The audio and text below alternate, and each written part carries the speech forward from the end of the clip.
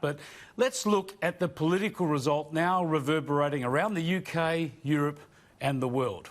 As I mentioned on Friday night, this has been a big year for the quiet Australians and now the quiet Poms, joining the quiet Americans who elected Donald Trump 3 years ago.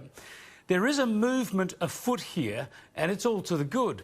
It's not really party political or even tied to the same specific policies, but it is about reining in the political elites, pulling the reins on the journalists, academics, bureaucrats, corporate leaders and politicians, trying to drag our countries further and further to the green left into a new period of ever-expanding government, taxing and spending overreach, and trying to have us surrender our sovereignty to international or supranational bodies like the UN and the EU in pursuit of some pie-in-the-sky, borderless world. Nope. The Americans, the Aussies and now the Poms have said no. They want governments that listen to them, governments that understand they work for the voters, not the other way around. Boris Johnson obviously gets this. That's why he seized the moment, campaigned strongly and won so emphatically. And for now, at least, he seems to have taken the right cue from his triumph. I have a message to all those who voted for us yesterday, especially those who voted for us Conservatives, One Nation Conservatives, for the first time. You may only have lent us your vote, and you may not think of yourself as a natural Tory. Your hand may have quivered over the ballot paper as before you put your cross in the Conservative box. And you may intend to return to Labour next time round. And if that is the case, I am humbled that you have put your trust in me and that you have put your trust in us. And I and we will never take your support for granted. Well said. Let's see what happens. The big question, though, as I again flagged on Friday night, is whether the left will ever learn any of the lessons from these defeats. There are no signs in the US that they've learned anything. They're still protesting against Trump and trying to impeach him on something, anything, rather than actually challenging him on in a proper political and policy contest. In Australia, the Labor Party knows it has to change, but hasn't been able to bring itself to do anything yet.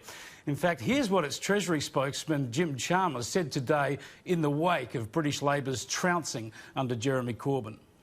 You can't win an election just by preaching to your base. You need to build much bigger constituencies of support, and that begins with a bedrock of economic credibility. Economic credibility? What signs are there that the ALP have heeded that lesson?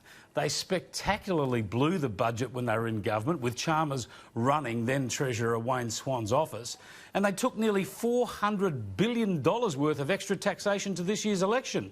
And now Chalmers says the lesson from London is economic responsibility. That's surely a golden rule of politics that Labor has ignored for the past decade. Perhaps Chalmers might start by dropping the Labor Party's big spending and high taxing agenda. Instead, he's telling the government to spend even more now. When will the left learn a lesson from defeat? Well, I can give you the answer now as far as Britain is concerned. This afternoon, our time, Corbyn published an article in The Guardian, where else, and it shows he has learned precisely nothing. The heading says it all.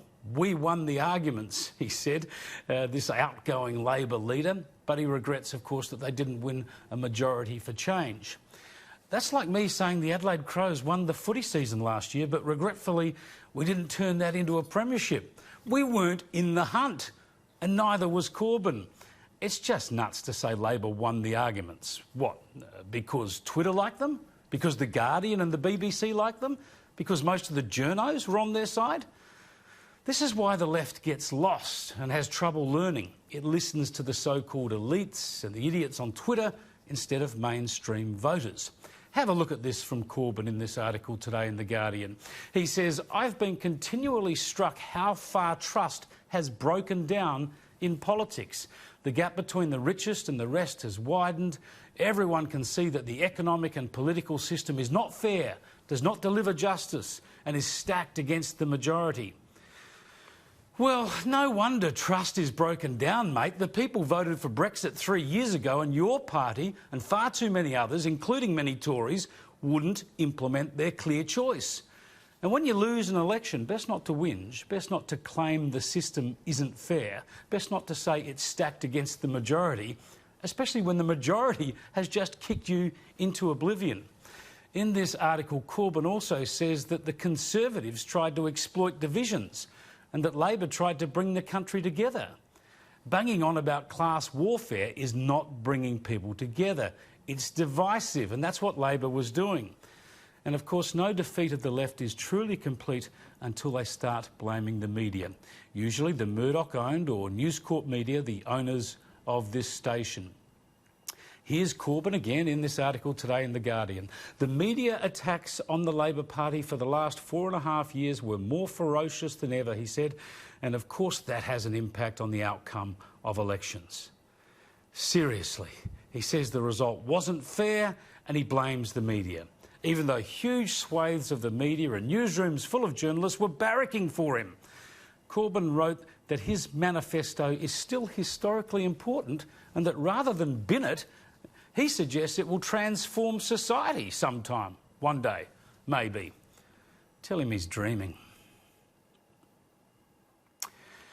He writes how that events now have provided an opening for a more radical and hopeful politics that insists it doesn't have to be like this and that another world is possible.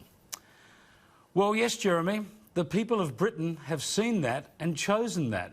They have chosen the radical, hopeful politics of a stinking great Tory majority that will get Brexit done. Until the left in the US, Australia and Britain learn some lessons from their stunning electoral defeats, they will surely be left to keep on repeating them.